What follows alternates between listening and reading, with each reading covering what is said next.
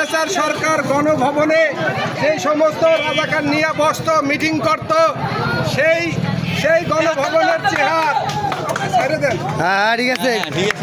হ্যাঁ এই যে প্রিয় দেশবাসী, এই যে দেখেন ভাই কেমনি কি করলেন আপনি? সন্তান কৃতি সন্তান বলছি, এই যে সেই স্বৈরাচার সরকারের এই যে গণভবনে যে রাজাকারদের নিয়ে এই দেশ ধ্বংসের পরিকল্পনা করত, এই সেই চেহারে বৈশা সেই চেহারা আজকে আমরা এই জনগণের কাছে তুলে ধরলাম।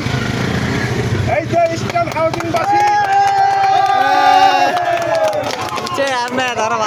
সেই চেহারা দেখেন, দেখতে পারেন স্বপ্নের মতো ছিল, আজকে সেই স্বপ্ন আমরা এই বাংলাদেশ ছাত্রদের অগাধ